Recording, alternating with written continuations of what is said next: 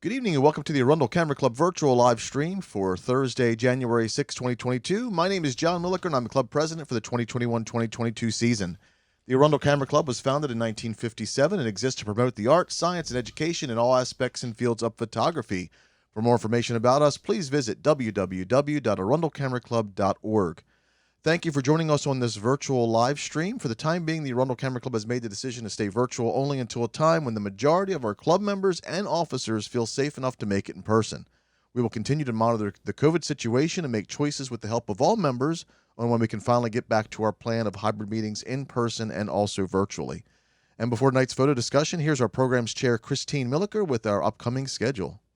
Good evening. January 13th will be a program from our very own David Joyner on architectural photography. On January 15th is a field trip to the Basilica of the Assumption. Here is Rich Stolarski with some more information on that. Rich? You're muted, Rich. You're muted.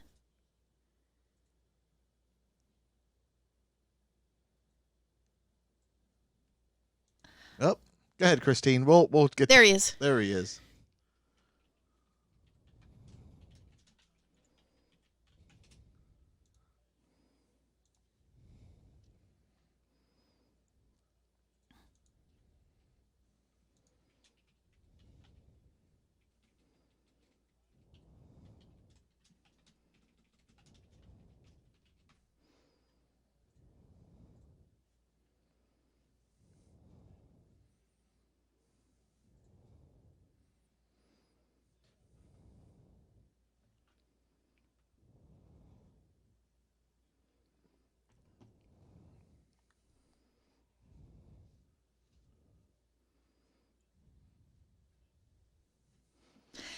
On January 20th is our digital photo contest. The theme is open, and we are still determining January 27th.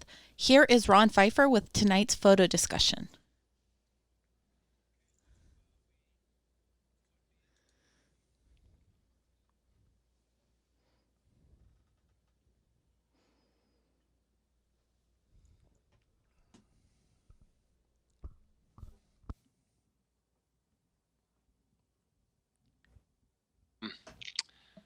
On screen, if you will, along with looking at some pictures that you all sent in. We have 27 pictures, photos that came in from members, some from novice, some from unlimiteds, and it really doesn't matter. We're not competing this evening. We're just taking a look at these and seeing what we can do.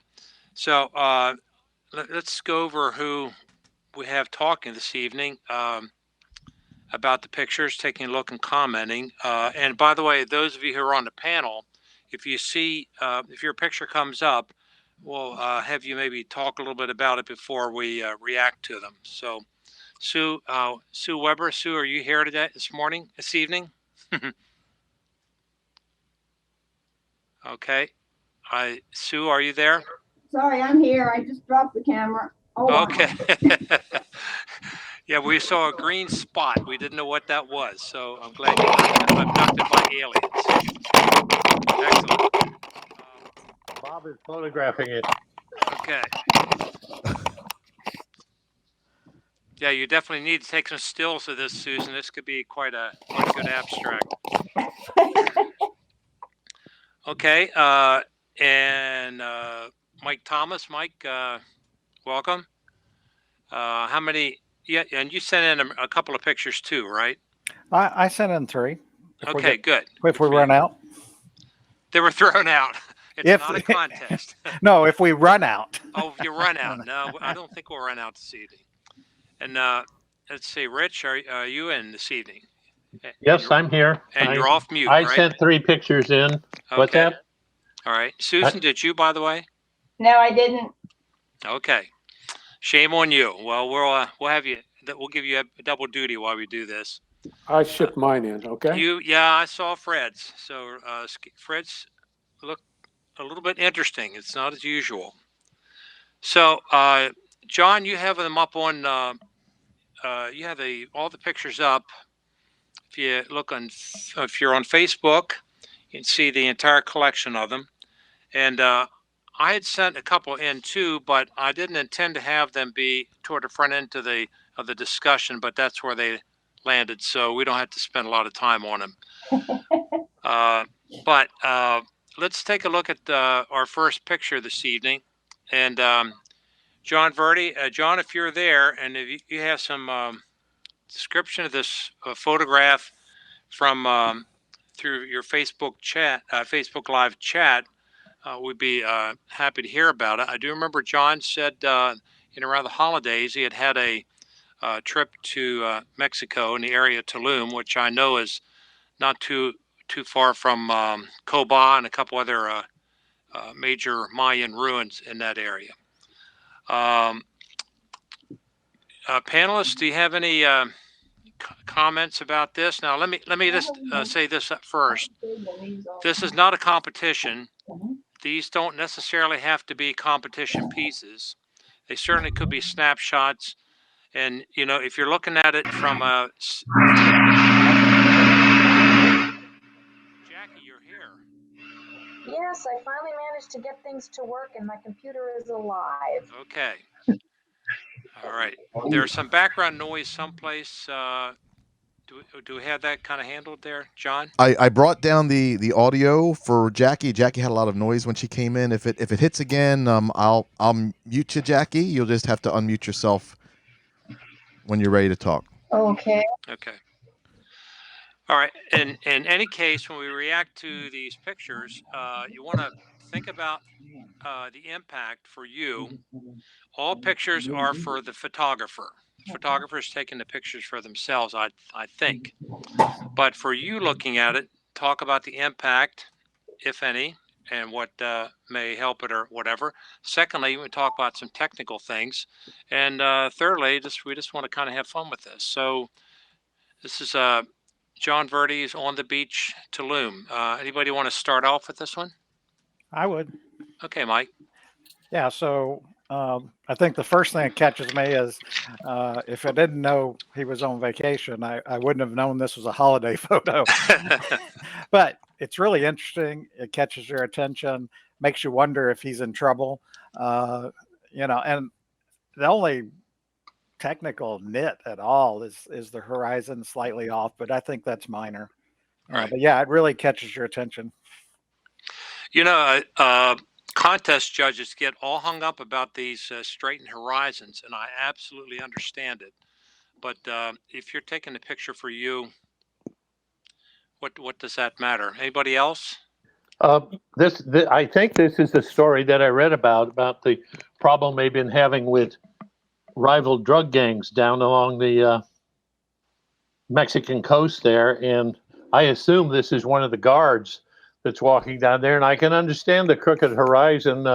He probably wasn't standing there and asking the guy to pose for him. This was probably taken surreptitiously to some extent. Sure. And the guy has looked at him, so it's kind of interesting that he got him face on, but he's in full regalia there. Anybody else? Over on Facebook, John said, watch your horizons. While usually you want to give your subject space to move, I like the balance of the boat and the subject looking in different directions. I kind of like the contrast between the notion of vacation and seeing this out on the beach. And that's, I think, more and more a common thing in Mexico and some of the other vacation areas. So, okay, well, let's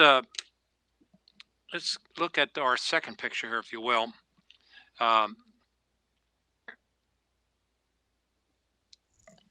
John, can you move us ahead to the next one, please? Ron, is there any way that you could go full screen with the pictures? Or is that me? That would be John. That's you, Fred. Just click on my video there, and it'll make it full screen. Okay, great. Okay, I thought it was you. Okay, gotcha. Okay, thank you. All right. I make a journey up to, this is my picture. I have 3 I put in. And it's the obligatory 34th Street Christmas photo that you have to have. I have to do every year. I've been doing it for about 10 years, and I'm running out of fresh ideas when I go up there because it's the same notion.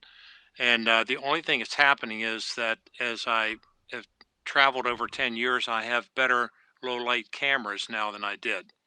So I think I was able to capture the light kind of the way it was, but I am not happy with all of the cars in the front. That seems to bother me. That seems to distract me. But be curious if anybody else has any thoughts about it, and don't worry about insulting me. I agree, the cars are a problem, and so to me is the street light that they all lead toward. Yeah. Yeah. I was trying to see if you could maybe crop those out. Mhm. Do you get a better shot? And you also have a head, at least one, right smack in the middle of that lower section. Yeah, you do. And this was a evening where there weren't very many people. I was up there with Chuck Gallegos about 5, 6, 7 years ago, and got some interesting pictures by putting up setting a tripod out in the middle of the street and taking some time lapse, if you will, pictures, because the crowd started to melt away and it wasn't quite as busy. But it's one of those places. Anybody else have any comments on it? Have you ever tried taking it after the sun has set, but before the sort of afterglow in the sky, so you have a little less contrast between the dark and the lights? I found that I have a lot of trouble taking nighttime lights, and unless you can sit there with a tripod for a long time, I found that just have a little light left in the sky. It's a different picture, but it might be interesting. Right. I agree with you. I don't expect to see this in a competition anytime soon. It was, like I say, it's an obligatory picture I have to take every year, and I only had one lens on my camera. At the time, it was my 70 to 200. I'm sorry. So I was fairly limited in the types of. I couldn't get too wide. I would like to have had a 24 millimeter with me at the time. So we're talking about blue hour, correct? Before it says, there's about a 15-minute window in there that you have the lighter sky, which is I guess called blue hour. Right. Yeah, blue hour, or even towards the end of blue hour, but they're just the least little, just reducing the contrast. Yeah. I've only been up there when it's been pitch black, and that's that was the result. So anyway, over on Facebook, we have a couple comments. Okay. Doug says, I'd take the whole left section with the street lamp to black. Okay. And John says, I like the faint buildings in the back, all of those bah humbugs without lights.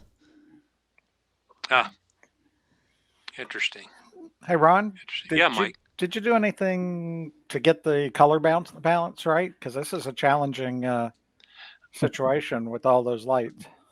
I have never had any luck at trying to get that to work because they're using a combination of incandescent and LED lights and on. It's very bizarre. No.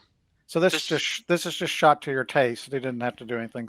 This is shot straight out of the camera. I don't think I did much editing to it, if any at all. Okay.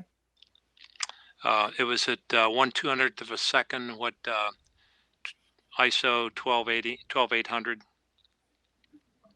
But good point. Do you take time and do some light balance in the field when you do this, or do you do that after? No, I rely on auto white balance, but I'm not sure I'd get this right. And then I'd just come back in processing, and I would try the different white balances to see which look best. Because I shoot raw, so I can change it when I do my processing. Fair enough. And I try not to overexpose it. And you didn't overexpose, so you got that good. Right. Okay. Susan, do you have any thoughts? I don't mind the parked cars the people in the foreground and walking in the street are a bit distracting. Okay. But because I know the tradition of that community and that it is residential and that there's no place they can move the cars to, really, that doesn't bother me. Fair enough. But any photographer would have to work really hard to get rid of every and all quirky distraction. So Sure. you have to know the scene and know what it symbolizes as a community in Baltimore, and just take some of the photographic nuisances as they stand. Okay, well, fair enough. I tell you what, we've got some other photos that will challenge us a little bit, where people took a lot of care with taking the picture. I would qualify that one as a snapshot. I'm responsible for this next one coming up. John, if you can pop that one up. I'm going out less and less with my camera, and more and more with the cell phone. And this next one I took through on a rainy night at a picture of a tree lit in front of a house in Pasadena. Pass it frequently, and I just thought I'd see what kind of abstract we got. So that's the result. So is it a snapshot? Yeah, kinda. So, Rich, you're looking at it carefully there. What are you thinking?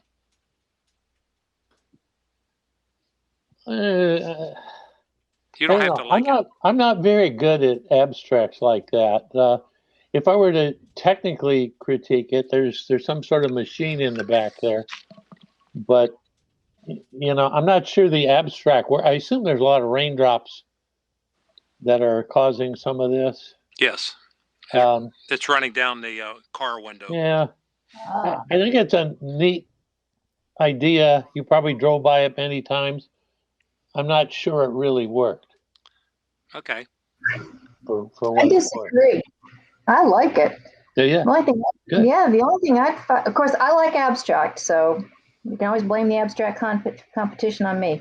I would send the window of the house, see if you can get that all to go to black, so it's basically just your tree outline.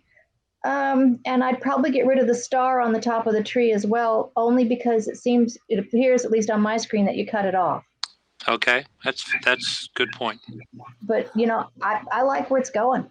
Okay. I got an idea for you. You said you used your cell phone, correct? Yeah. Sometimes when you use your cell phone, if you turn around and put it in portrait mode, and especially when it has 3 lenses in the front, and what it does is when you shoot something in portrait mode, the background will get blurry. Oh. So give it a try, see what happens. Okay, sure. Okay. So it just the phone is there's so much to these phones and cameras these days that the cameras and the phones do a lot of thinking for you. Right, they do. Well, it was a drive-by, and did you use the slow shutter, or was the car in motion? The car was not in motion. It was 1/30th of a second. It was handheld. I was holding it up against the window of the car. So, and gee, I'm all the way back to iPhone 11. I need to buy a new one of these days. I'll have to treat myself. Over on Facebook, we have a couple comments. John says, very creative, love finding things to shoot through reflections, refractions, etc. of very basic subjects. Love to see a print of this, but wish the house on the left was taken out. Yeah. And Doug says, crop the house off the left for an abstract. Maybe bring in the right also. Okay. Again, this is pretty much out of the camera. I didn't really do much with it in Lightroom, other than crop it a bit. All right, well, enough about me. Let's look at something else here. John, we got a snowman coming up next. This looks like John Verdes. I think it's kind of interesting. Who can we torture on this one? Jackie, let's start off with you. How about? I like his face. He's cute. I'm not sure what you're trying to say with the photograph, though. It's a very nice snowman. he's in 1/3, so you can go compositionally and say, yeah, he's in a third position of a third, but I'm not sure what the story is. And since it's not an abstract, I'm not even looking at it graphically to look at it and say, okay, what is the graphic behind this? The topic says concentration camp, which was the first thing that I thought. You got barbed wire fence and a guard tower back there, and he's so happy to be out on the other side from the guard tower. Okay, my bad. I missed the title. So there is. I think that's what I got out of it before, and then I looked at the title and I thought, okay, that's exactly what it's trying to get. Over on Facebook, John says it's at a concentration camp. Really? Wow. Well, that's definitely a contrast between the subject matter in the back and the subject matter in the front. Yeah, for sure. It's quite a juxtaposition. So is the heel print on the bottom of the snowman. Huh. Interesting. It's interesting how the pieces, the background, the barbed wire really stands out in contrast with the little guy in the front. You don't want to overread this and turn it into a big thesis. It just has good impact, I think. John Verdi over on Facebook says it was very chilling. I bet.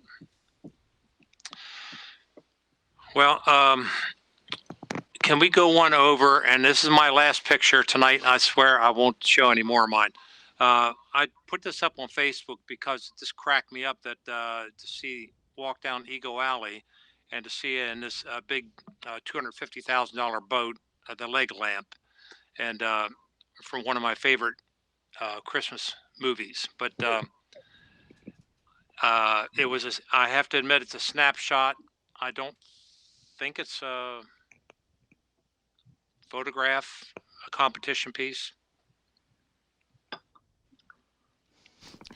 Over on Facebook, John Milliker says it's a major award. Fragile. A lot depends on what the category is. If there's a specific category, that might play into it. I don't know. Yeah. That'd be a good street photography one or something like that. Yeah. I really like it. The only thing that bothers me is the hot spot right in the middle. Mm-hmm. Yeah. But I don't know if that's fixable or not, and I'm not sure it matters that you fix it. But I might have cropped it a little differently. But again, if let's going into competition, that is a little distracting. Whatever this thing is leaning on the right. Mm-hmm. We've got a neighbor that has one of these in their front window this Christmas. Yeah. All right. Well, enough of the leg lamps and on to more interesting things. And John, hope you're still on Facebook. Let's take a look at this one. You might tell us a little bit about what it's about. And while you're doing that, Susan, can I pick on you a little bit to react to this? Yeah, I need more context. It's obviously a statue of some kind.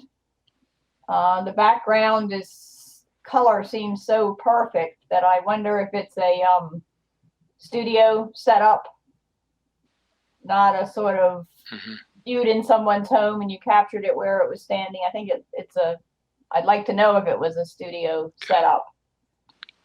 Okay. And check the title. Represents. Check the title again too. Better watch out. Yeah. So yeah, the statue is definitely watching me. Mm-hmm.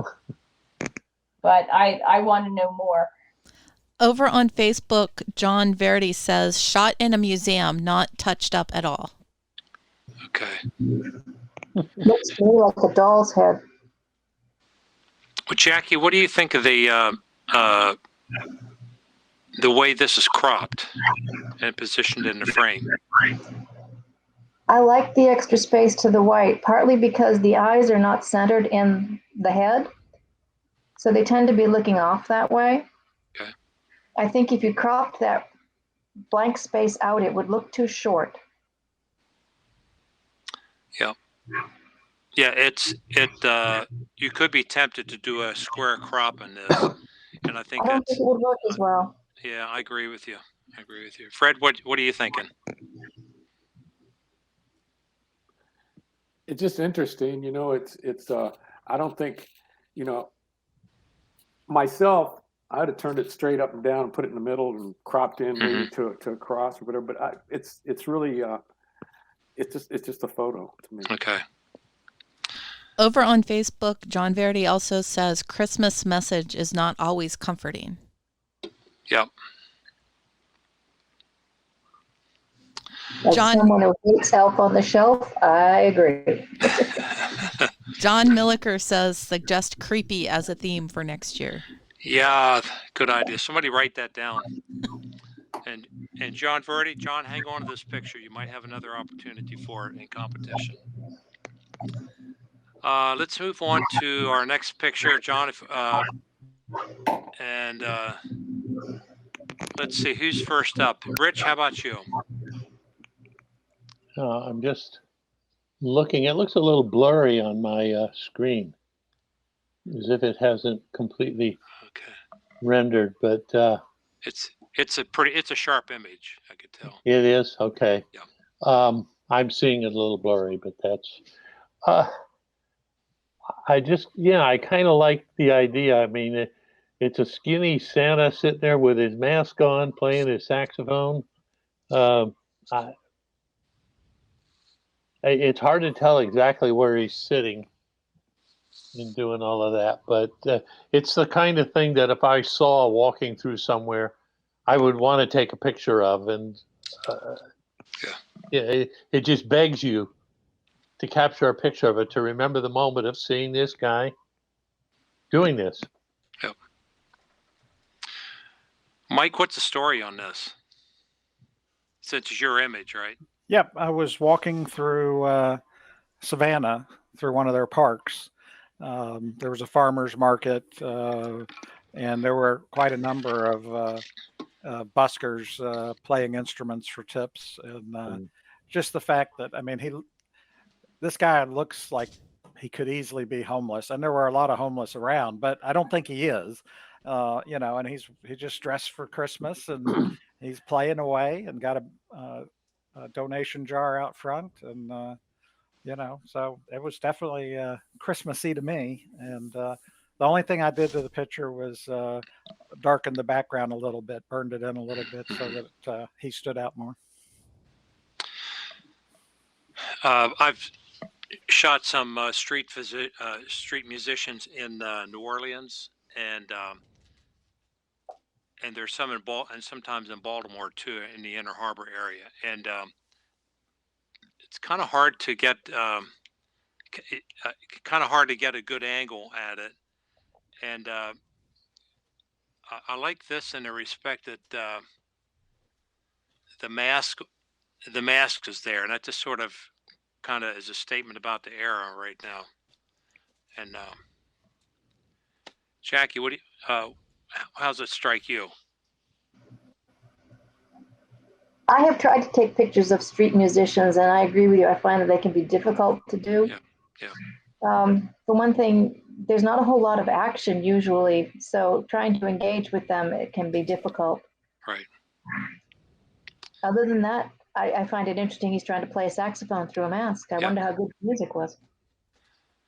Yeah, Mike, I think the darkening the background there worked really well. That was just enough that sometimes I've darkened the background and it ends up taking my attention to the darkening, the editing, rather than the subject. This did well.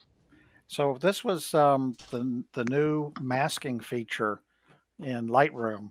Basically, I said select subject, and then I inverted it, and then I just adjusted. Its subject selection was basically the bags, his bag, the instruments, him, his chair.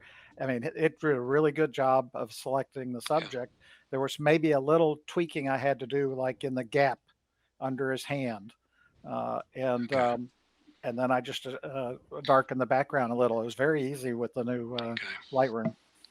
Mike, can you also besides darken it, can you also blur it up too? Sure. Yeah. Absolutely. Yeah, that's although I pretty good. probably would have done that graduated with the things further Right. away, like the tree being more blurry. Right, exactly. Because The little white, whatever it is at the base of the back of his chair, Yeah. could use a little darkening. It just kind of stands out. I tried to darken it and I tried to remove it, and Looks like crappy gray when you do it, doesn't it? for tonight, and I even tried to make it look like the reddish orange bag. Yeah. No, just for a non-competition, I didn't think it was worth it. Yeah. I agree with you, Mike. One other thing too. Did you get a front end picture of him where you see his eyes? Oh, I have lots of pictures, so there are other pictures. Yeah.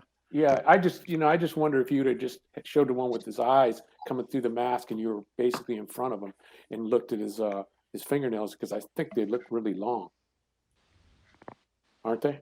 They might. I'd have to go back and look. I didn't look at his hands, but I just don't like this. I don't always like the straight on shots. Yeah, no, I understand. But It just yeah. Yeah, I like this angle. It makes you want to study all the pieces of it.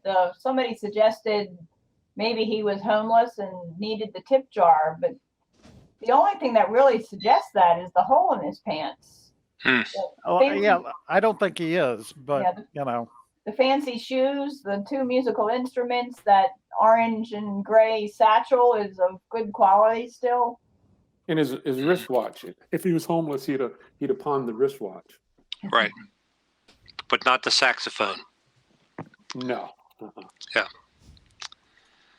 Okay, well, let's move on to the next photo, and this one was sent in by Edna Henke. If you're watching us on Facebook, you might give us a little bit of background. This, I believe, is at Longwood Gardens. It is. Perhaps this year. Because I submitted a picture of similar scene. Okay. It's inside the conservatory at Longwood Gardens. Right. You go through some of the early stuff, and it comes to this room that looks big and white. Right. With all the white lights and not all the colors. And I was amazed when I took the picture too, how much blues and greens showed up that I didn't perceive at the time I was looking at it. Okay. So, anybody have any comments about this? This is, Longwood Gardens. I have yet to get up there the last 2 years, obviously around Christmas, but it's always between the lights and the outside after dark, and these interiors, they're just absolutely beautiful. So the question is, how do you do this in a way that first of all, this is good if you want to remember what it looked like. Ed's done a wonderful job of documenting this. You go back next year and you'll know exactly how it looked, and it's well captured, well balanced. Everything seems level and so on. I don't see any hot spots or anything like that to distract. What would you do in this setting like this if you're trying to make a competition piece? Would this compete or not?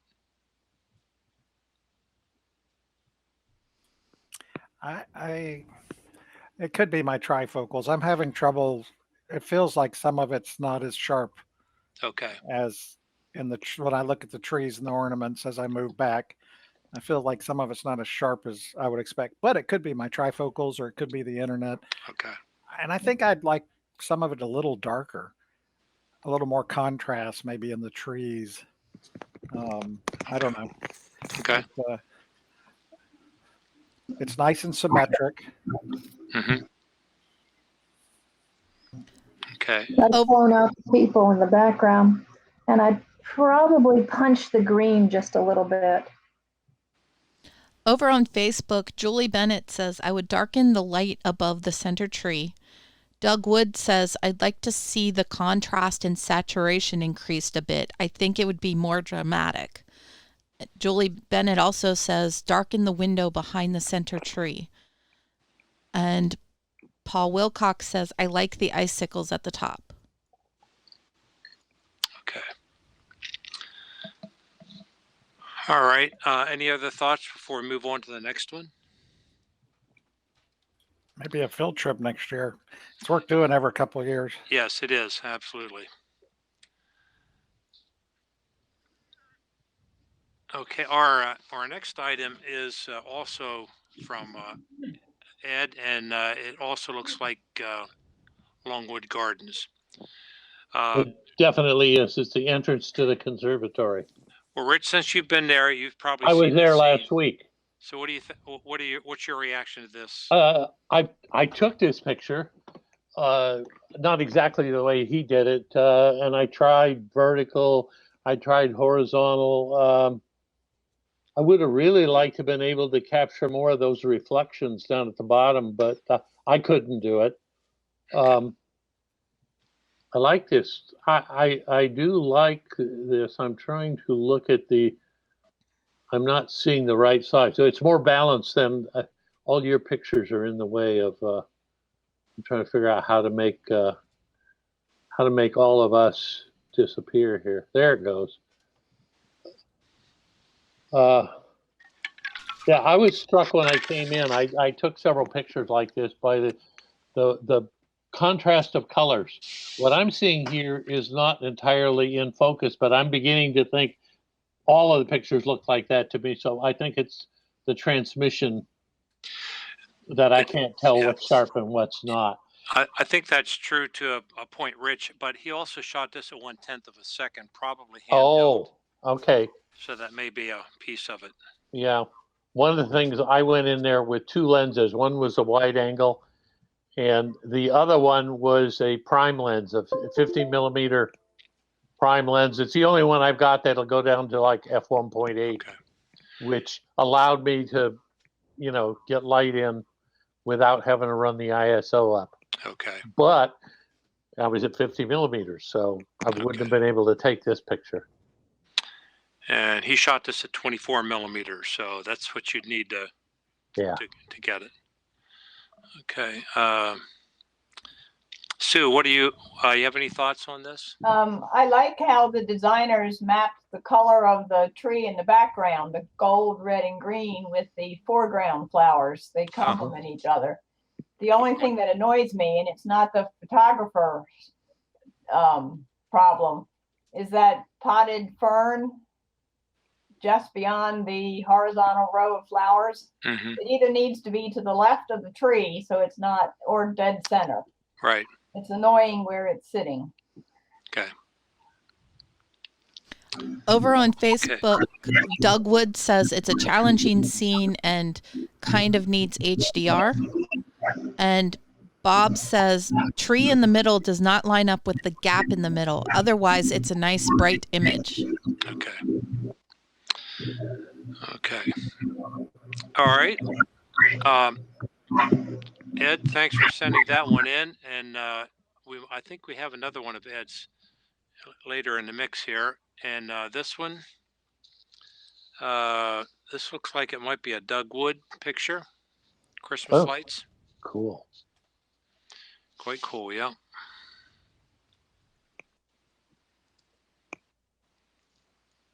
I really liked, of course, it's a decorator of the house, but the red and green, just,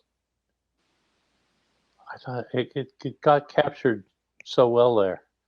I might crop some of the stuff on the right out, but that's just details. The contrast between the red and the green is really just striking. Yes. Well captured. My eye keeps going to that branch that's coming out over top of the red part of the house, and but the red and the green are so prominent that unless you fixate on that branch, then it just mates up quite nicely there. And I don't know what to do. On the right hand side, I like the fact that those lights coming down the railing. I kind of like seeing that. I guess it should be cropped out perhaps by some rule. I'm not sure, but I just like seeing that kind of balance it out. I don't think there's any rules there. I think it's just what suits your taste. It strikes me right away. Christmas, red and green, all those lights, and it's difficult to capture those lights with a very dark background, as you know, Ron. Yeah. Over on Facebook, Doug says that the light's recycling through colors, and he happened to catch it with this combo. Okay. Good catch. Good catch. Okay, well, let's move on to another picture. This one also is from Doug.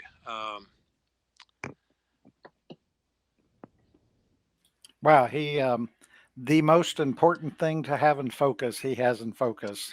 Yep. Nice composition. Mm-hmm. The white balance looks good. But yeah, I mean, the thing that you want in focus is baby Jesus, and that's what's in focus. Yeah.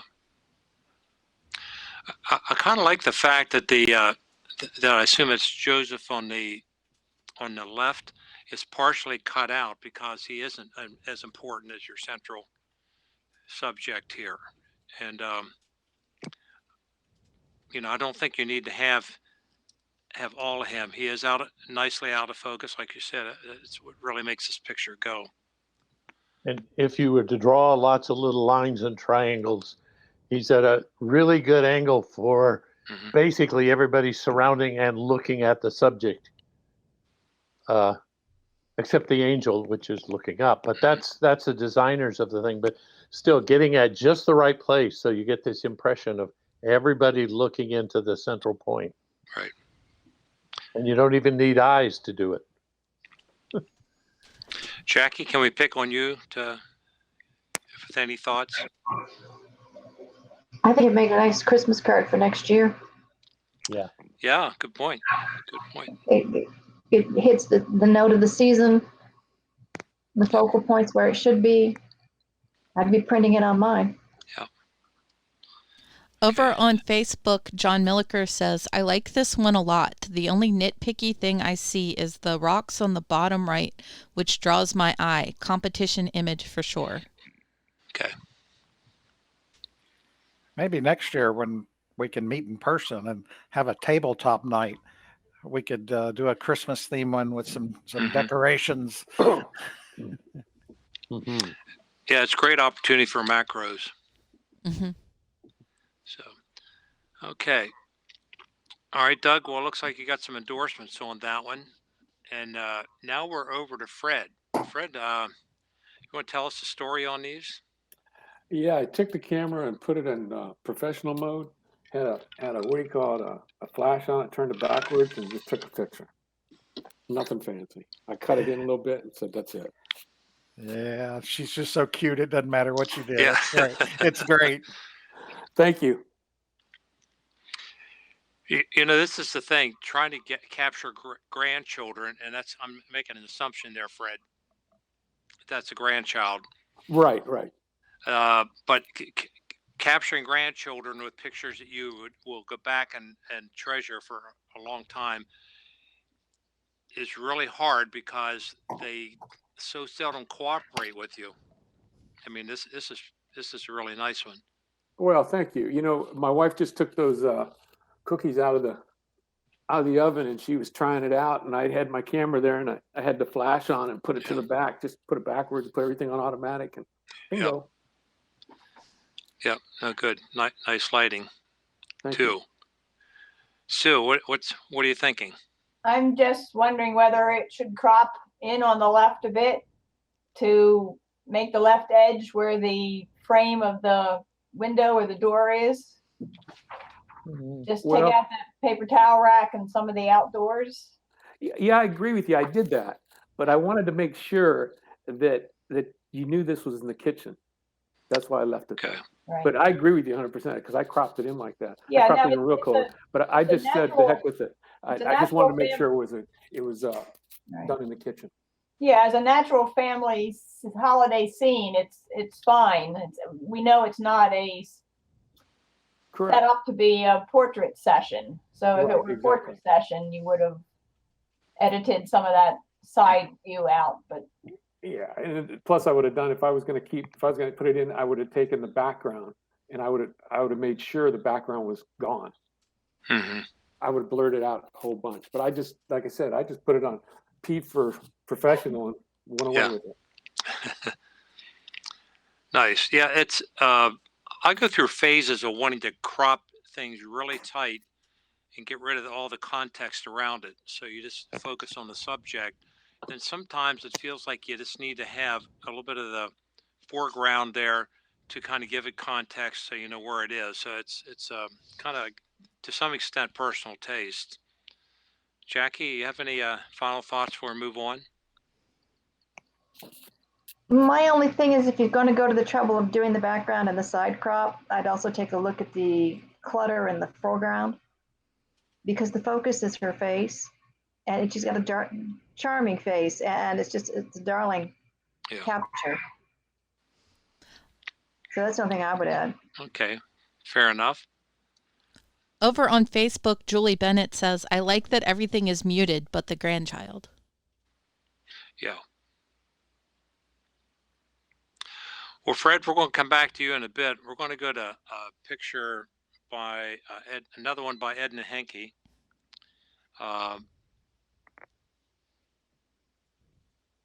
And we had Doug's picture of a house lit.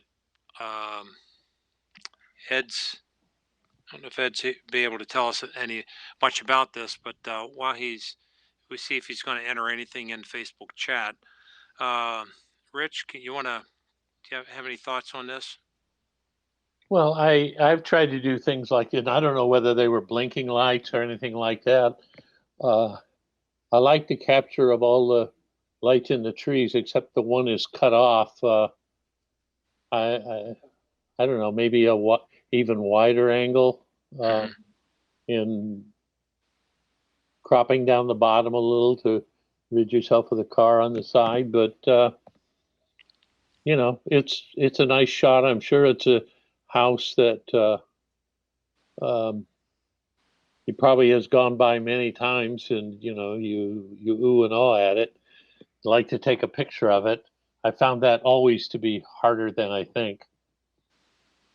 And this came out pretty well. I wonder, you can kind of see the branches in the tree. And I fiddled with some as to whether you want those to go away to make that stuff into the clouds, or maybe let some of the branches come through, a little more brightness in there. I don't know. I like it. Okay. I like it too. I think you did a good job on it. I think even though you see those, it just, you're going down the street and you see it, and now he's got something in his scrapbook that how they lit the house at Christmas time, and it looks good. I mean, cars are in front of the house all the time. Mailboxes are there. You know, everything. That's just part of living, and I think it's a great photo like that. I think for a photo, I like the this one, and like Doug's. In comparison with the one I showed at 34th Street, which is just a cacophony of colors. It's just so much to take in, and trying to get something peaceful and that your eye can move around in nicely and be comfortable. You know, it's a big contrast.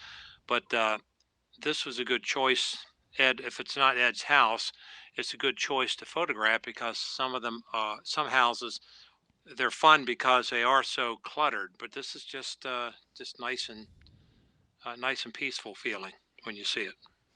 So. Over on Facebook, Paul Wilcox says, kudos to whomever strung up the tree lights so consistently. Yeah, really. Scott Dine says, again, context is important. We get a sense of size and depth. And Doug Wood says, I like the atmosphere of the branches create. I'd like to see more of them. Okay. Great. This is kind of fun because it's kind of pictures we were hoping to see tonight. Some real life, some grandchildren, some lights, and so on. And the next one I think is Rich. This is going to be yours, isn't it? Yes. All right, so we'll put you on the spot for that. We went to near Leesburg. My son lives over in Loudoun County. We went to a light show in a park. There's this huge. It almost killed me walking up the hill and down the hill and all of that. But this was just a 6-foot tall toy train there, and it had every once in a while it would send out the puff of smoke.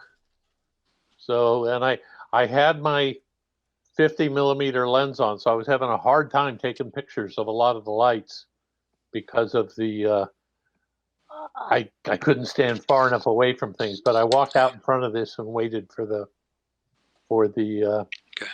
puff of smoke on there. And I did leave the branches. I thought about wiping those branches at the top out, and I actually lightened them up a little. I decided I liked them kind of hanging there. Maybe that's, I guess opinion on this will go both ways. Scott's point about context, that does help you get that.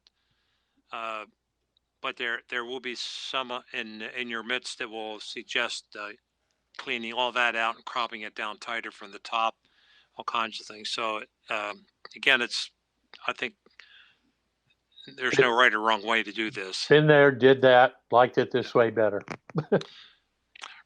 Rich, can I ask you a question? The front of the train, you clipped off about the right-hand quarter of it and part of the front.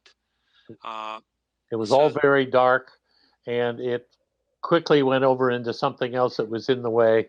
Okay. So I just made the decision to do it that way. It was about the lights. You know, Right. It's not about a train. It's about the lights. And I was trying to catch the smoke. Okay. The fake Nice. smoke coming from it. But yeah, I wanted to get the front brighter and all of that, but I couldn't do it. Okay. Leaving the branches, I think, is a great idea. It looks nice. It would take away from the picture if you took it out, I think. Yeah, I think my it really first helps out. reaction would have been to wipe them out because I do that, but I think that I did wipe I them agree out, with you. then I put them back in yeah. and brightened them up a little more. Hence the wonder of non-destructive editing. It's always there for you. And then plus you also have kind of a tinted green. At least it looks like that on my monitor, and it looks like it's part of the scene. Yeah. You know, it looks good. Over on Facebook, Paul says, great with the steam. Julie Bennett says, cool shot. Yep. Bob says, branches work here as they don't obscure the subject. And Scott says, an emotional reaction. This picture is a lot of fun. Ho, ho, ho. Oh, I like that comment. Yeah. Scott has a good critical eye, and so. Yep. Quite nice. Anybody else want to top that? Sue? The only thing I was going to say is I like seeing the lights in the back right on the ground level, as well as the purple or blue and red white display. I think if it was just cropped so tight as to be the train and its lights, it wouldn't be as interesting. Okay. I like the whole context of the scene. Thank you. Okay, Rich, you have the next picture up, I believe, as well. It looks like light show swans. Oh yeah, this is in the same light show in the park near Leesburg, and it was hard to find things that I could really take a picture of. But I like these two swans. There were two swans there. They had them set up like they were, if you look, their necks and beaks make a little heart while they're at each other. Mm-hmm. And the original picture actually had a dark spot down in the bottom left, and I decided it was distracting, so I actually cloned that flower from the bottom right. That it's paper with lights in it. I cloned it and put another one on the other side and changed a few details so that it wasn't quite obvious that I cloned it. But I just liked the scene, and I was having a hard time finding pictures with my 50 millimeter lens that I could really capture. But I could capture the lights because of all my lenses, it has enough light input that it was probably shot at ISO 800, I think, something like that. I didn't want to go further than that. Anyway. Okay. Jackie, what are your thoughts? I like it. I wish there was something a little bit more toward the center, because the center is just the shrub. But I do like what's going on at the top and at the bottom. I like the way the swans come in. I like the way he's captured that. The cloning of the flower, that's an idea I'm going to have to remember, because he took care of a problem that otherwise would be very obvious in the composition. And he did it in a way that it doesn't appear to be a problem in the composition. Might want to check for a little bit of artifacting around it, but other than that, it looks good. I'm confident there's artifacting around it because, as Ron said, I did it, but I didn't sit there and really examine it. Mike, the color balance issue that we talked about earlier, you've got this purpley color in the background on this between the and the heart. Is that a negative here, or what do you think? No, it doesn't bother me at all. Okay. But I mean, I wasn't there, but it looks like it's probably a good rendition.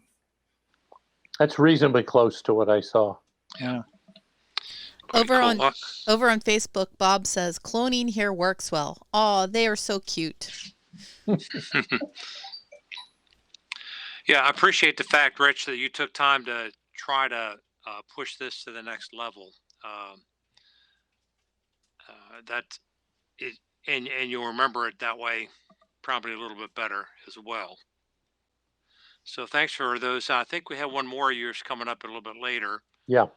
So let's take a look at another one of Fred's. This is Olivia.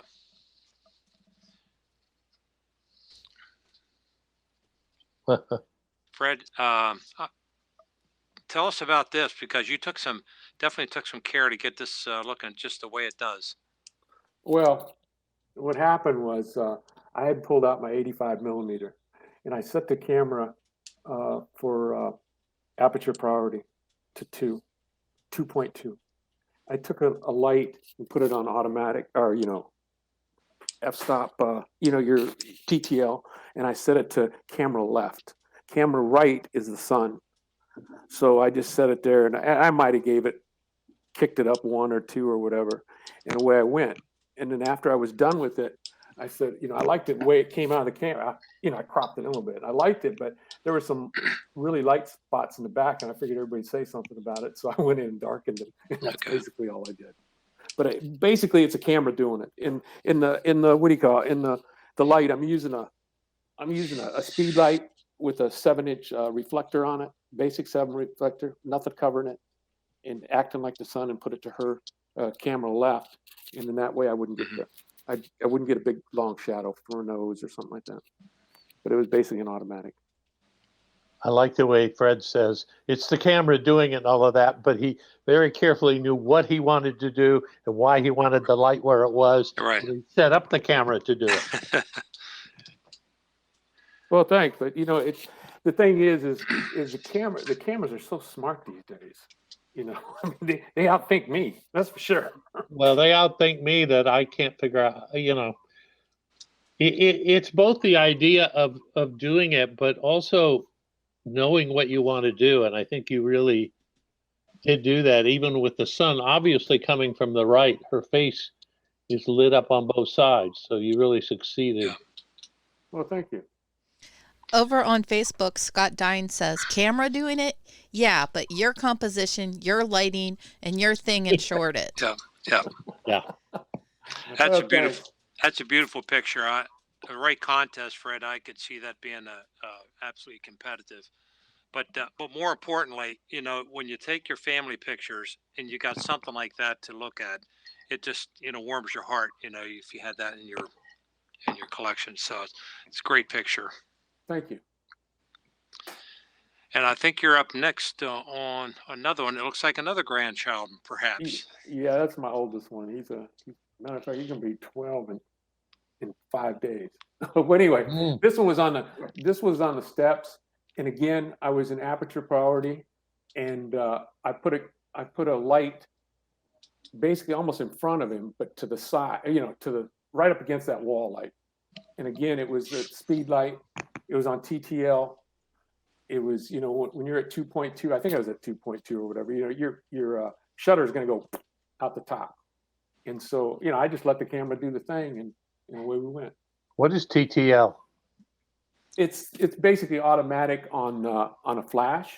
Okay. And what it does is you're talking, the camera's talking to it, and it's telling it that he's so far away and give this much light. And then I have control over that if I want to go up or down. And basically it does it pretty good. The only thing you have to worry about is when you start going into high speed sync, your power is going to drop. So you got to move it in closer. And then of course you got to let it charge a little bit. So you can't do it real quick like you're in a studio. Okay. But you just, I'm just letting the light do its thing. I'm letting the camera do the thing, and I'm just talking to the model or my grandson. I want you to turn your head just a little bit, bing. And then plus I'm using a mirrorless camera, so I see the picture before you even take it. Are they good at actually following your instructions? What, the children? Yeah. Yeah, but you don't keep them out there for an hour. You only, mine would make faces within the first 30 seconds, and Yeah. I can give a more interesting picture. I can make funny faces or.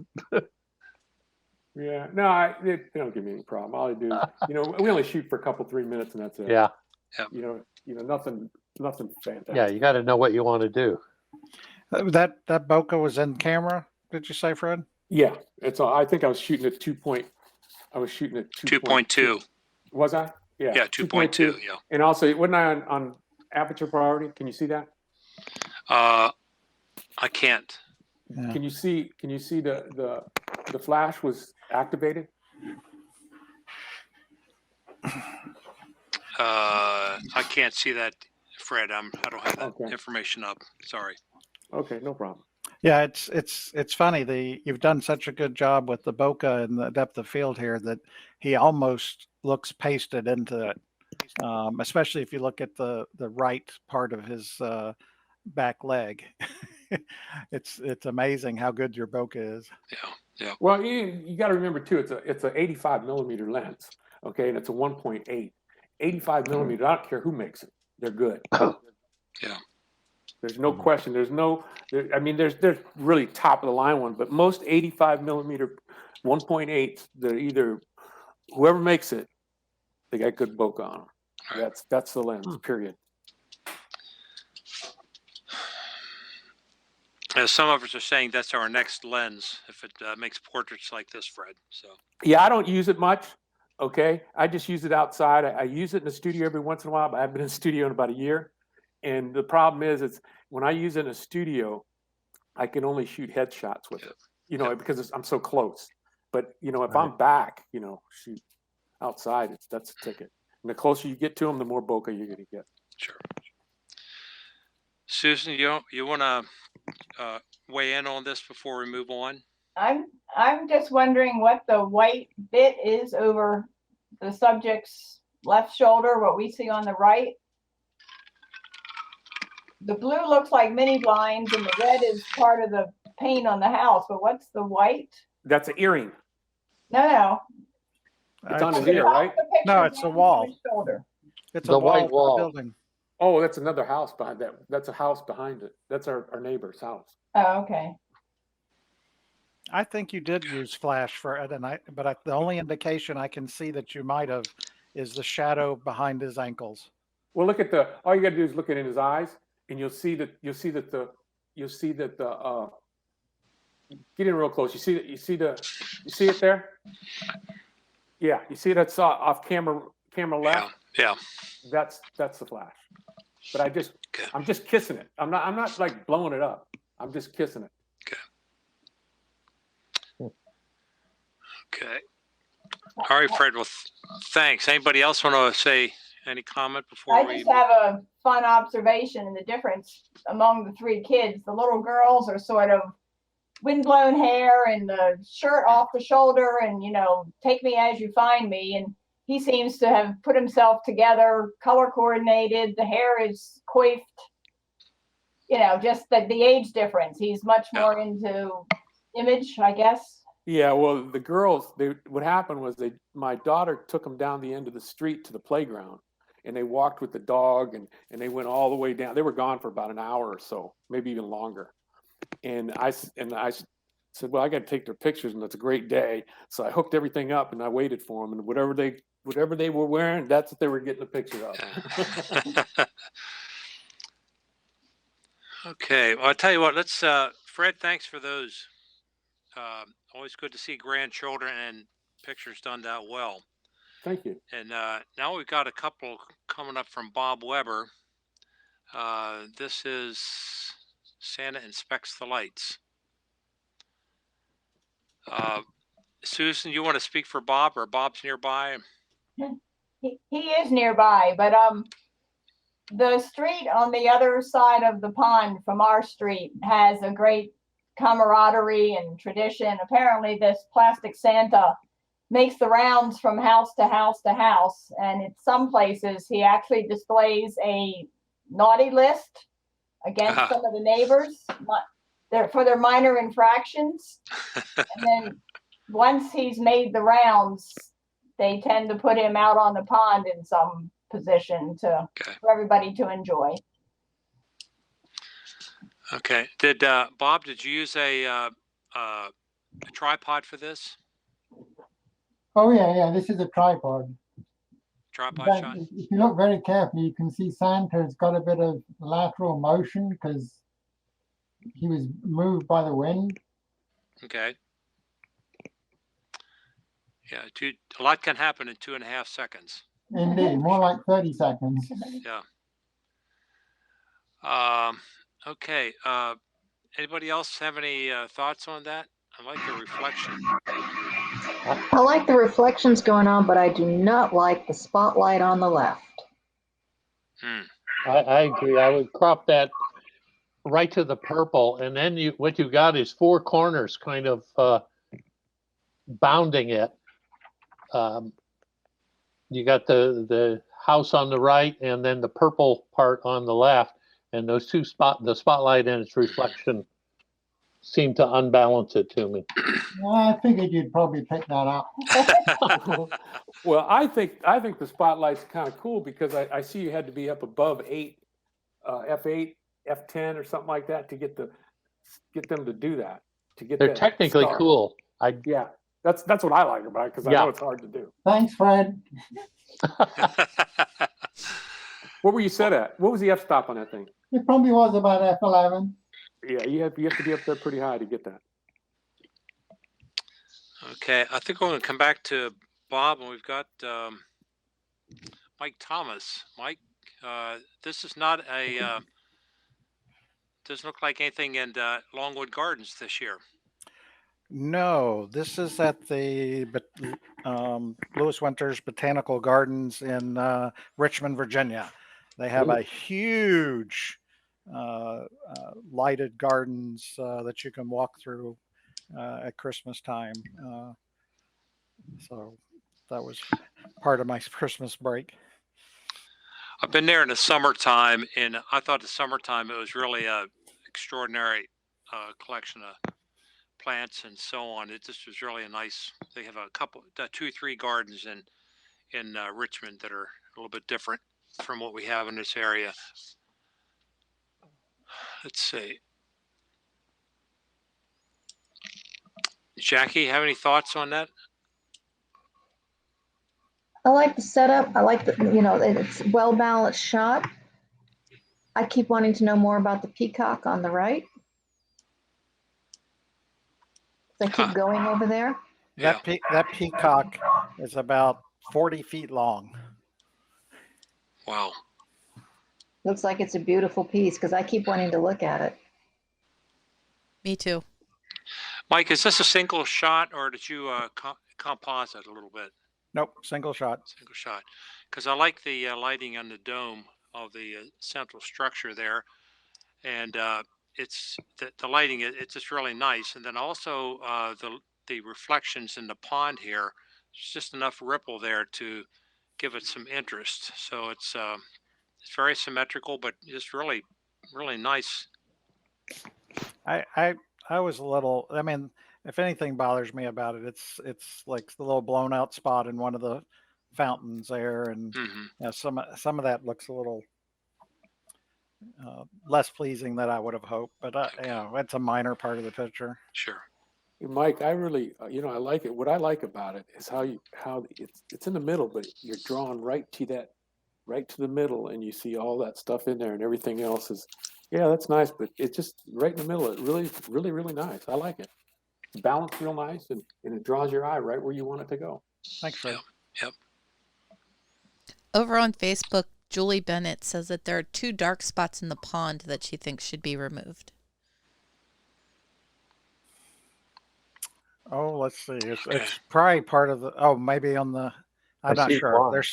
There's one on the right, one on the left, Yeah. and then there's some around the fountains in the back there. Yeah. I'm not quite sure. Is it the left and right ones? I wonder. Those would be my guesses. Okay. Yeah. Yeah. Easy to do if I. Yeah. Okay. Doug Wood says he likes the fountain structure in the near foreground. I like those fountains there too, and I almost like the center part of it, almost as if you were just doing the pond and then the background structure, some of the stuff out on the side. I don't know. Depends on whether you want a context shot or. I like the pond, even with the slightly overblown couple of the fountain lights. I like that part. I don't know, something about it that I can't quite describe. Well, Mike, this next one I think is yours as well. It's somebody in your family you might want to. It's my mom, so no one say anything bad. Not a problem. I saw this when you posted it on Facebook. I thought it was great. Sweet. Yeah, she don't get out much, but she was able to come up for the holidays, and we're walking around, and I see the butterfly, and she loves butterflies, and I'm like, stand there. No, over. No, over. Stand. She probably got tired carrying all those lights for that butterfly. That's right. That's a fun picture. It is fun. It's nice. Nice picture. Nice fun picture. Yeah. You'll keep that one forever. For sure. Well, let's see. I think the next one coming up is back to Rich Stolarski. And Rich, you had a little bit different take on the Longwood Garden picture. Yeah, it's the exact same scene taken with a wider angle. I left more in front, and of course I've got it's before it's completely dark outside, so there's a lot of light coming through that ceiling there. I actually went through and I put a little bit of a dark vignette around the outside. I don't know. It's just when you get there, it's a very striking scene. And I did kind of bump that green, as somebody suggested, I think a little more than Ed did. And again, when I was there, it looked like a white scene. Okay. But there's a lot of green in there.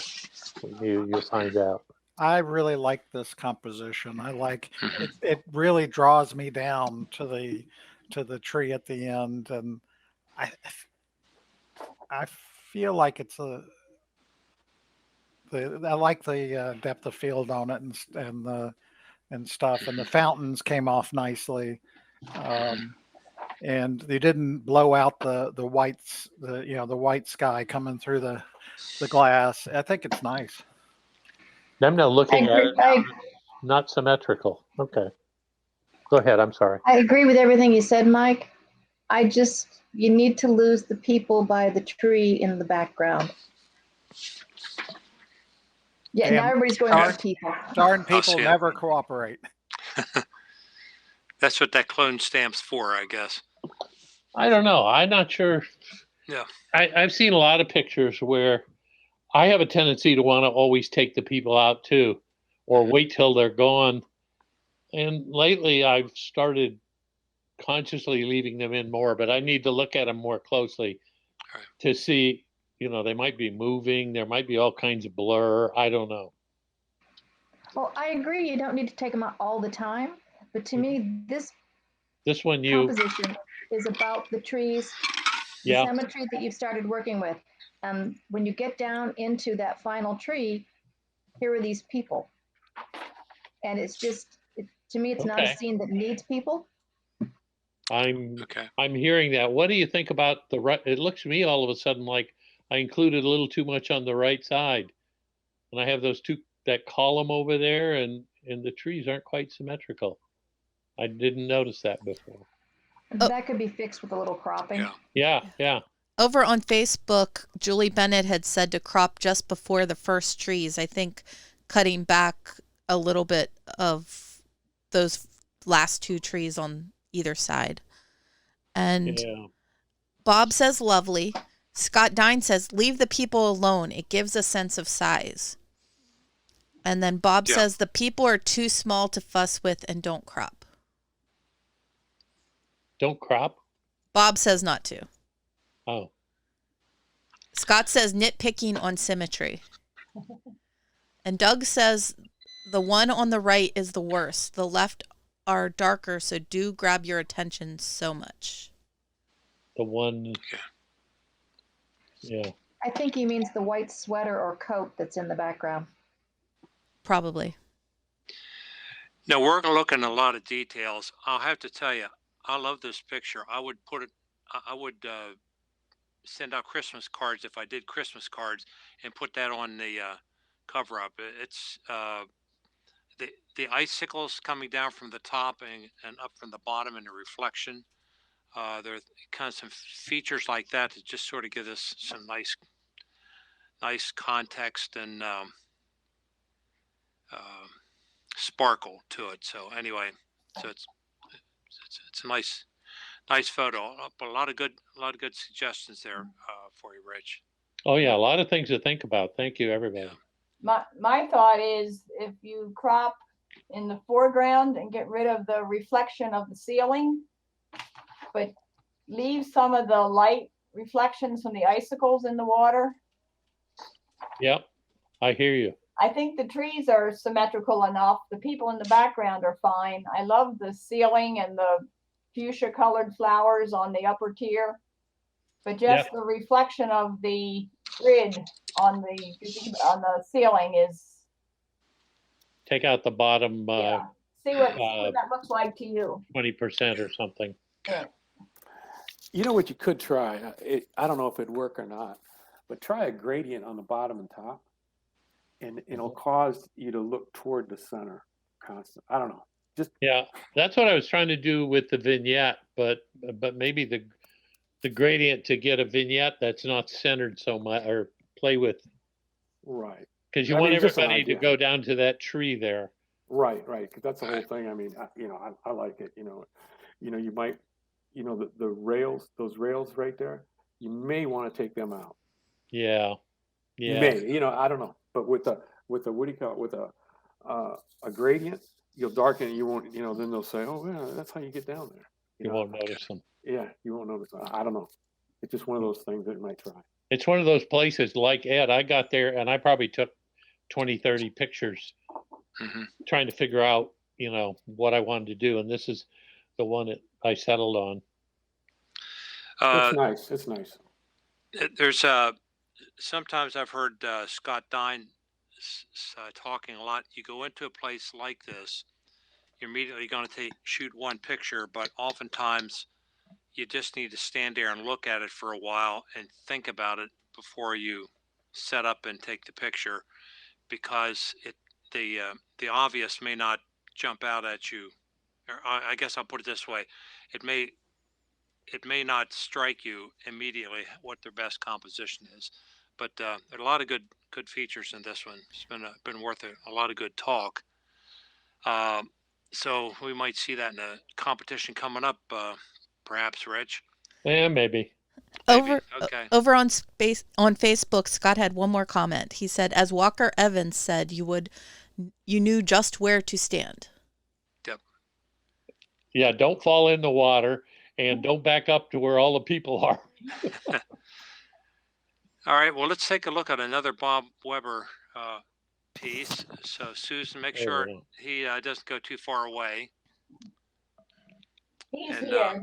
This is the bloom on the Christmas cactus that we were gifted 2 years ago, but he's got more to talk about the setup that I wasn't watching.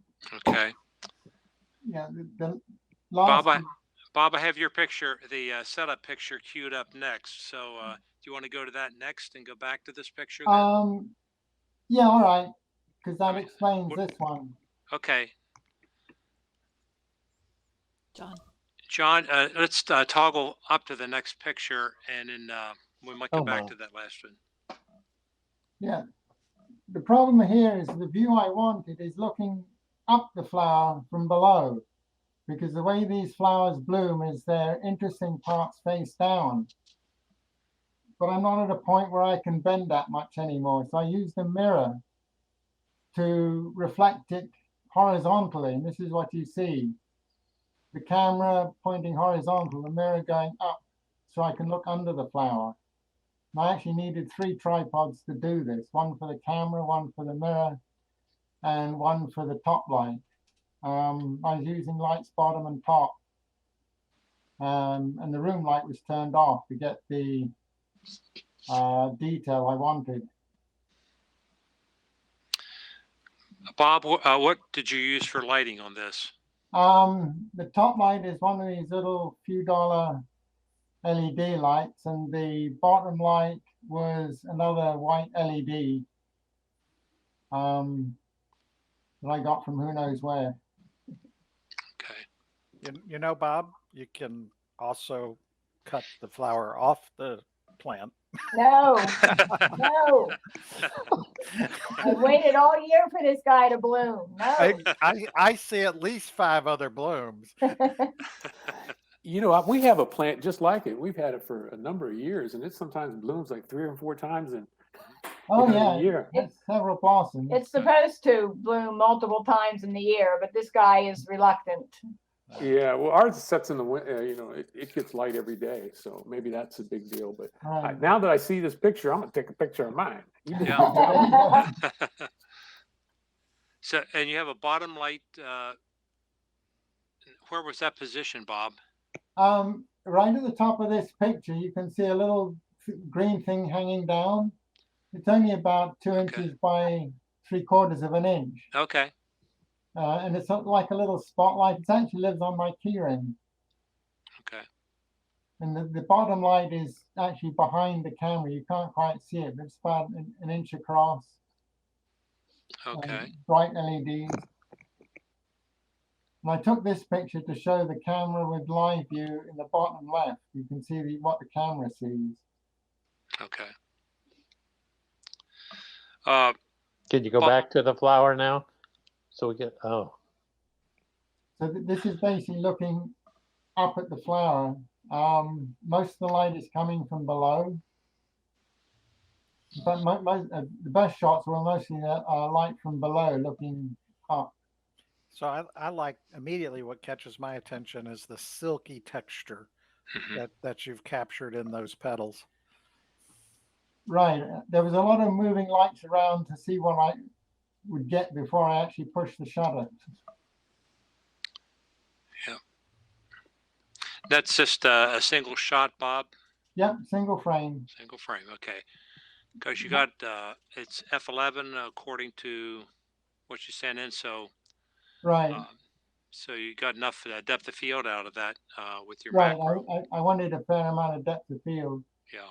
The one trick with this, when you use a mirror, you get a second reflection from the front surface. So I had to do a bit of touch up around some of the leaves to get rid of that second reflection. Okay. Quite interesting.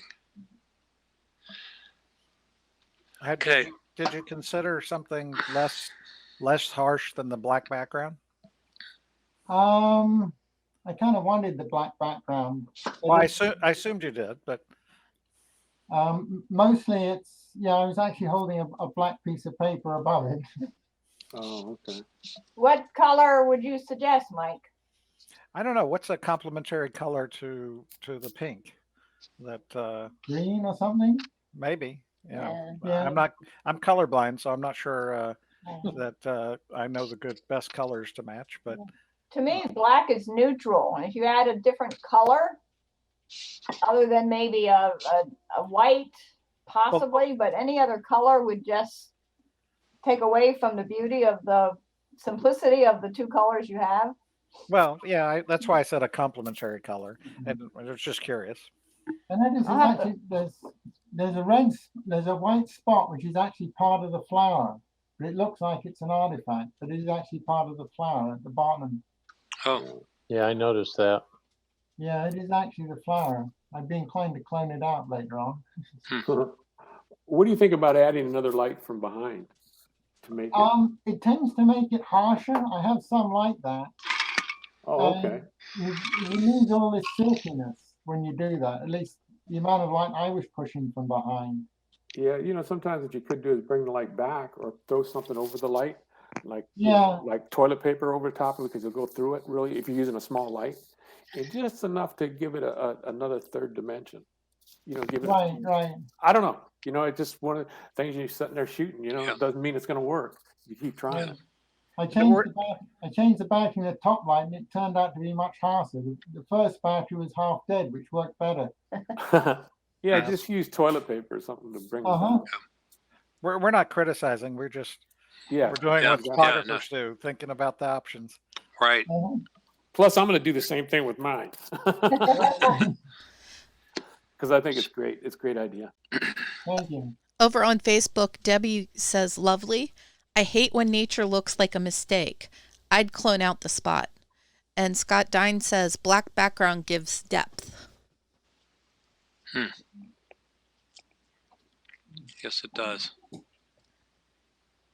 Yeah, I think any other color than black would be distracting. It's interesting how it's artistic choice, creative choices that you make to get the effect you want. And in the end, the picture has to please the photographer and nobody else. Bob, it's really nice. It's Thank you. and I appreciate the fact you've done the setup and photographed that. My only question to you is, what is a Dine tripod? He got it from Scott Dine. Okay. Thought that might be the case. Excellent. Okay. Any other comments? Bob, thank you so much for doing that. That's very clever. Did he autograph the tripod? Susan has to learn to watch what she says in the kitchen when we're having breakfast, because a comment about flowers or take a look at that, it's bloomed again or something, and then he wanders off into 2 hours of photography. Yeah, be careful. Okay, well, thanks, Bob. Let's go on to, we got just a couple more photographs yet to look at. John, can we go on to number 24, I guess it is? And I think that's a Doug Woods masterpiece. I'm sure there's a story behind this one. There's got subject, the ornament of the lights all in a blur around it. Jackie, what are you thinking? Well, I can tell you how this was made, and I can tell you about the ornament since Doug can't, because he's on Facebook and it would save him some typing. Yeah. This was actually our Christmas tree in Florida this year. Doug and his wife Becky came to visit us after Christmas. And this ornament is from the Aviation Museum in New Zealand, and Stinky represents the old skunk works. If you're into that sort of thing, you know what that means. And what he tried to do, and we talked a little bit about it, is he took a picture of the ornament with everything was in focus. or that was the theory anyway. And then he took a picture with the lights completely out of focus, and he was trying to stack them so that the ornament would be in focus and the lights would stay the round dots that you see. And when we talked about it, I told him, I said he probably needed to redo the shot because I'm not sure that his focal point on the ornament was where he intended it to be. Because to me, the ornament never looked in focus. But I will tell you that a lot of the photos that we've looked at tonight on the screen, I think transmission wise, to me, have not looked completely tack sharp. So I can't really comment as to what you all are seeing as to how tack sharp it actually came out. But the one that I saw that he'd worked some on, I kind of thought, well, maybe it missed. It was close. Okay. And we also had we went back and forth about the halo effect around the ornament. He was for it. Obviously, it's his image. He left it in. I didn't think it worked, but that was me. So having said how it was pretty much created, I like his idea. I like where he was going, and I like what he was trying to do. And I know I've tried to play with this sometimes as well, and had middling to poor success so far. That's why nobody's ever seen those. But, Over on let y'all- Facebook, Jackie Doug says, "Thank you for saving me the typing." Okay. Sue, you're looking at it real carefully there. I have a What's coming to question. mind? There's two silver streaks going from right to left, and I'm just wondering if that's tinsel, and if you spotted it and thought about moving it out of the image.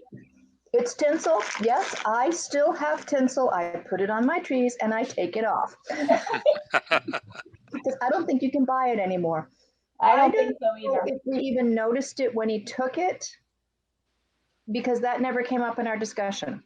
Oh, and that's one of the first things I noticed, because I'm not a fan of tinsel. I was forced under duration for many years to hang it on my mother's tree when I lived at home, one strand at a time. I love tinsel because you could put it on the railroad track for the electric train and it would spark all over the place. Modern tinsel's plastic. It doesn't do that part Oh, so that's well no anymore. fun. That's no fun. And yes, I am a one strand at a time person. Okay. I would expect that. Doug does say he also could not get rid of the halo. Yeah. And he said Jackie made him hand it one strand at a time. Fair enough. Any other comments about I'm just sticking? I'm looking at the halo, and since it's there, almost, I wonder if somehow you could enhance it a little and make it a feature. I don't know. I don't know what's causing it or what, but it was one of the first things I noticed, especially down on the bottom right. I think one of the things that caused it was in trying to line up the two images, that it just sort of bled through. But I Really? like your idea of enhancing it. Maybe that's what it needs. Yeah, as long as it's going to be there, make it look like you want it there. So anyway. Okay, well, we got 3 more pictures, and Julie Bennett sent these in, and so Doug, thank you for all of your pictures you brought in, sent in to us, and Jackie for your narrative that helped put all that in context, because we were a little bit unsure where that was going to go. So our next image is Julie Bennett, and Julie doesn't have benefit of a translator here or an emissary to the group, but nice reflection. Mike, can we start off with you on that one? Yeah, I mean, it's there's a little bit of noise in the water. The reflection's good. It's nice and well, I think it's a little crooked, not quite straight, but I don't, and centered. So that's an artist's decision. Nothing wrong with that. I think I might have run it through a denoise program just for the heck of it. The colors are nice. I like the color combinations. And I always like taking these mirror reflections and flipping them around. So, Okay. Let's see. Jackie, any thoughts on this? I always catch you when you have something in your mouth, so I apologize. You're as good as my dentist. I keep looking at the seagrass in the water, and it's not noise.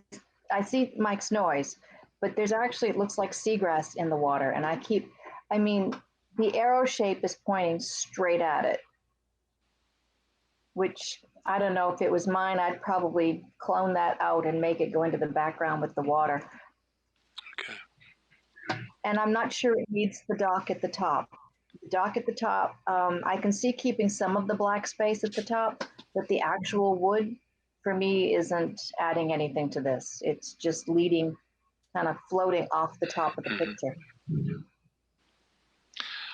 I think that Julie's onto something here in the respect that the reflection is the story, and making that the central subject here, and not trying to capture both the tree and the reflection. I think this is a really strategically it makes for a nice picture. I would agree with you on the dock. I'm not sure it really contributes to the image the way it might.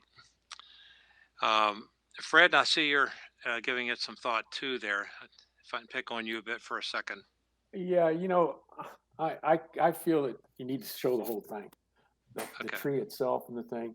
And then the thing that bothered me is those figures that are in the water. It looks like it was people, and then they cloned it out, or cloned something out up on top.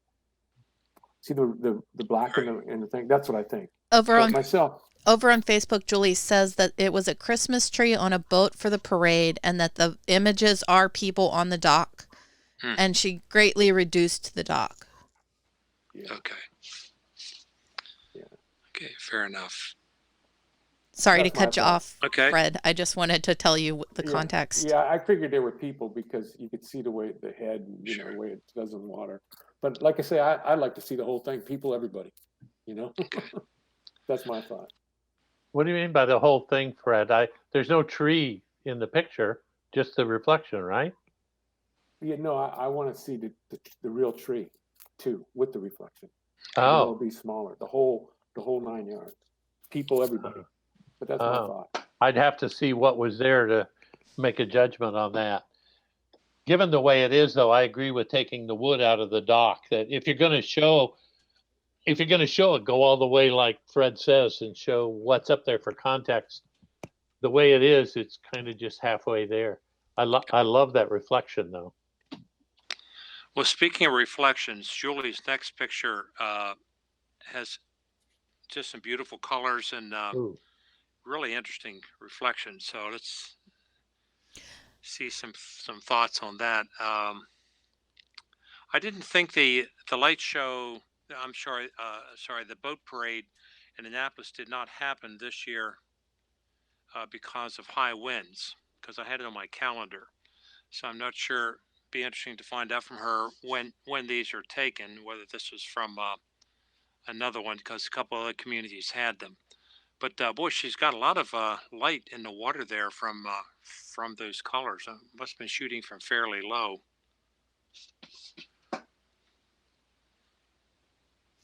Julie says this was from the Pasadena boat parade before Thanksgiving.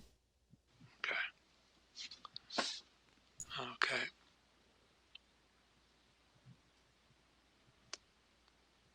Mike? I feel like we've got 3 photos. I appreciate the one she's got here. It's, she's brought it all together. But there's also a photo at the bottom and a photo at the top. Artist's choice. She's, there's a lot of great stuff here she can work with depending on what she wants to show. And considering they're moving boats and things like that, I think she did a pretty good job. Mm-hmm. Mike, you got a fair amount of negative space to the right in this image. Does that how much of that do you really need to make this go if it's the full image? I I almost thought this was shot vertical, and I thought those blacks were just part of the broadcast. Are they Okay. part? Are the left and right black as part of the image? Then you probably don't need as much. Okay. Yeah. Again, her discretion. Yeah. Okay. I'm looking at it on my Lightroom here, and it looks. I think that they're part of the image. So Yeah. I would agree with you. If we go vertical with it, it probably would support it. But you always like to think if the nose end of the boat is going to the right, you need to give it enough space to move into. Not crowd it in. Yeah. If the space is all black, though, I'm not sure it. You know, I don't know. Okay. Any other thoughts? Am I the only one that it appears that the water with the reflection is what's in focus, and the lights on the boat are not? Yeah, that might be.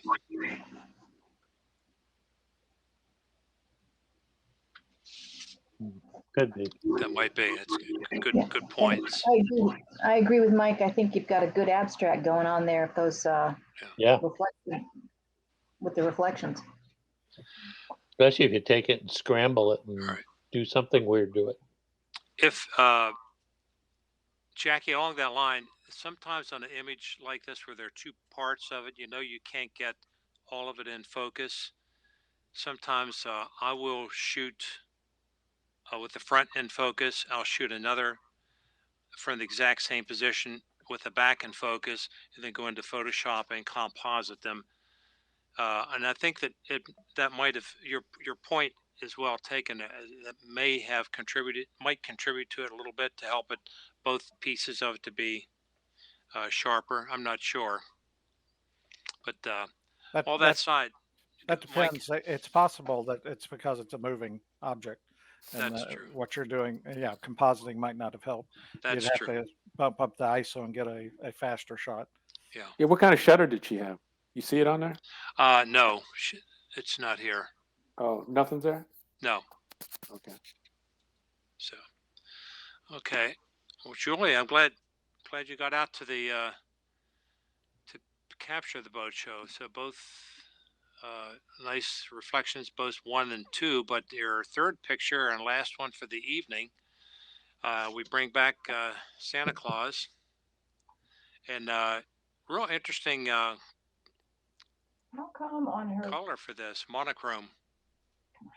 Sue, what are you thinking? I was trying to chat with Bob about the question on the previous picture. So come back to me on this one. Okay.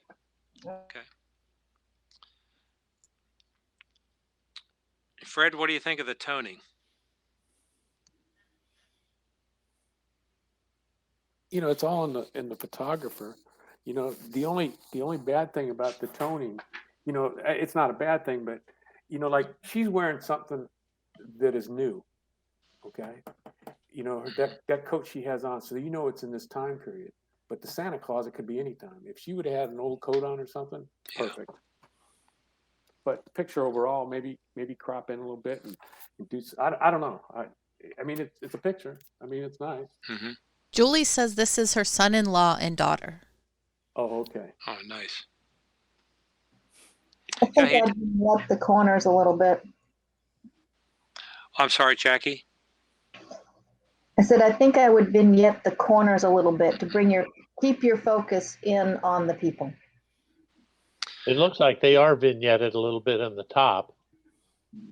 It looks dark in the upper left and upper right. So I'm trying to get my my brain wrapped around the color. I like it. The toning already makes it feel pretty much like a vintage photograph, and oftentimes are more sepia. And this is perhaps a copper toning to it, and I'm not saying it's negative. It's a creative choice. It just makes it real interesting. Julie got nice, got good. Fred, let me ask you to comment about the lighting on the faces here. Obviously, it's fairly consistent, but there is no artificial light used, I would say. I think it's great. because it's a photo, okay? Right, right. And we're not in a studio, okay? And we don't have a whole bunch of lights at our disposal. Mhm. And and the whole objective is to take a picture of their family. Yeah. And, there's not much you can say about it, because you want to see sometimes you want to see some shadows to give it depth. Right. Over on Facebook, Julie says this was before the boat parade and it was still daylight, and the color is red because of Christmas for the toning. Okay. Well, and I'm not being negative at all about it. It's just it does grab you because it's not what you would expect, and you don't often have red toning to it. So interesting and agreeable creative choices on that. Now we've had probably almost going on 2 hours here, and we ought to shut up, I guess, and let people go eat dinner and go to bed. But any parting shots here? Any final thoughts before we wrap up for the evening? Question. If you can back up to Julie's picture of the boat from the boat parade. Okay. Put that one back up. My question was, with the previous one of the pink tree, you could very distinctly tell it was a reflection of a tree. Yet here, you see the palm trees on the boat, and you can map the colors to what's in the water, but nothing in the reflection looks like the shape of what you see on the boat.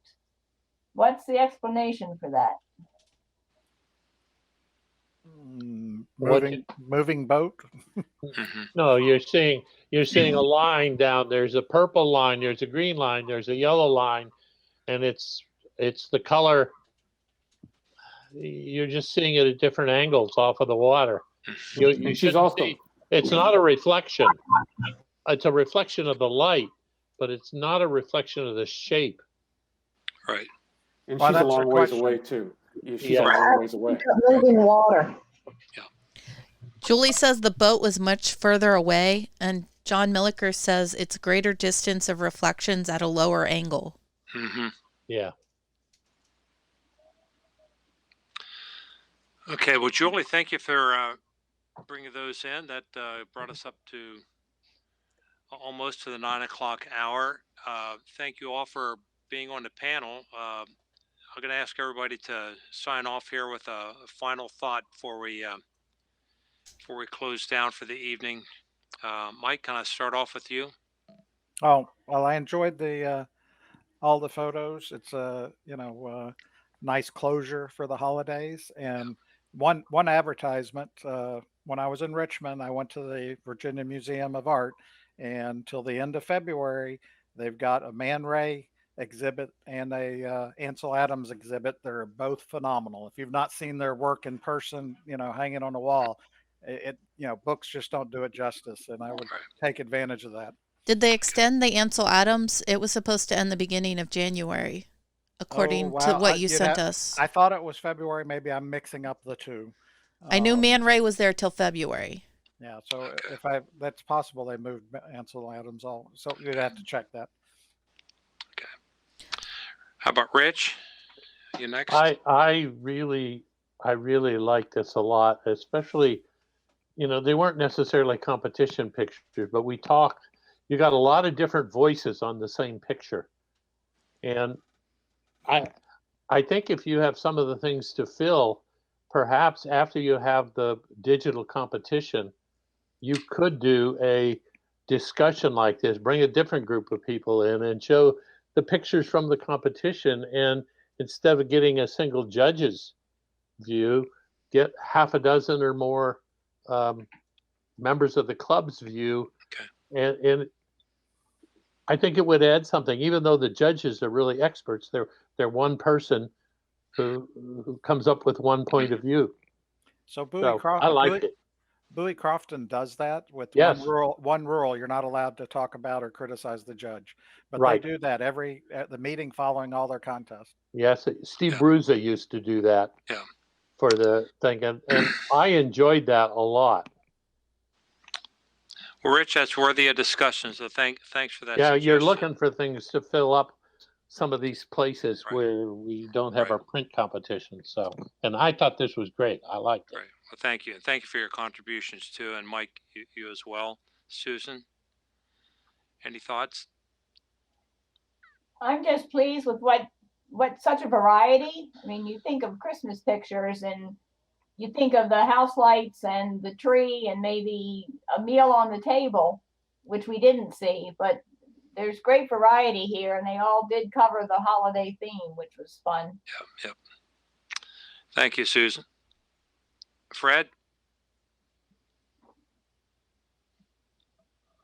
Well, I'll tell you, I got a lot of good ideas from these. I learned a lot just looking at this thing. You know what? I'm going to try that. Like, Yeah. for instance, those flowers right there, I'm going to be shooting my flowers real soon.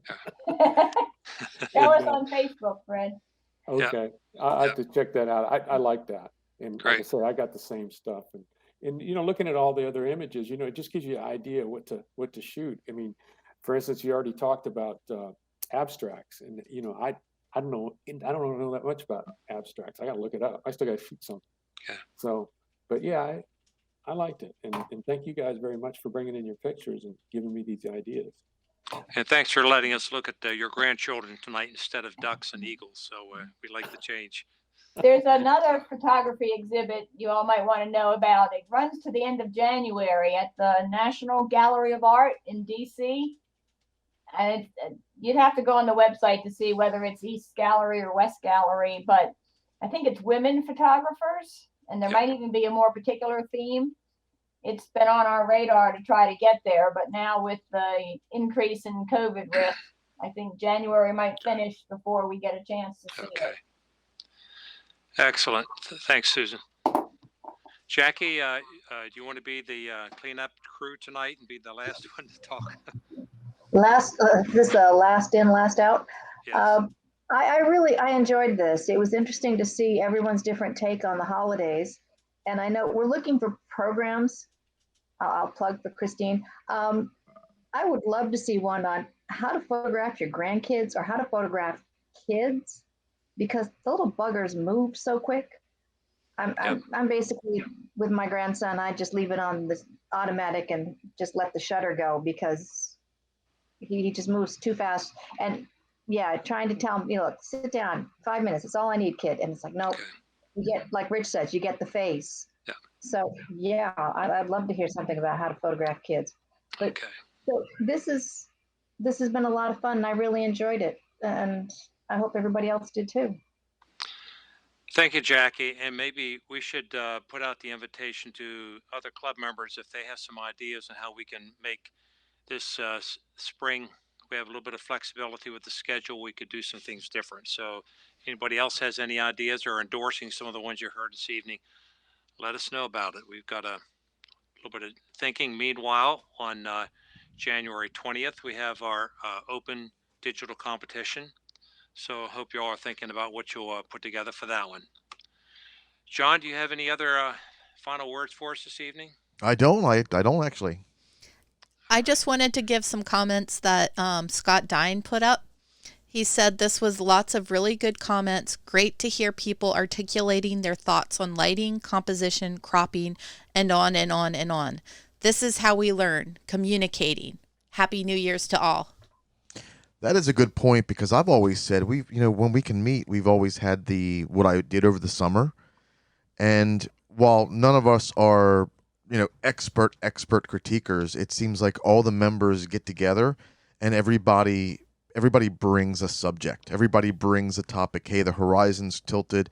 Maybe the colors aren't complementary. Maybe clone this out. As a group, we really make an amazing critique machine, and I do like that. I've always loved the photo assignments and this as well. I think it works out really well. Okay. Well, John, you want to sign us off for the evening? Thank you for that. We got a lot of talking about over the next what we'll do for the next couple months here. Yeah. Okay. Well, everybody, thank you for joining us. Don't forget, next week we have our very own David Joyner with another amazing architectural photography program. Also, don't forget, on January 15th is a field trip to the Basilica of the Assumption. Keep an eye out for an email for that. And then on January 20th, we have a contest for Digital Open. Also, the club officers met last night, and we have some ideas for going forward with the club. We're going to get an email out on that in the next few days, so be sure to check that out. And as always, give us more feedback on how we're doing. And if you have any other ideas for filling some difficult spots in the schedule coming forward, we'd certainly like to hear that, and we appreciate it. And as always, thank you so much, and we'll see you guys next week. Goodbye.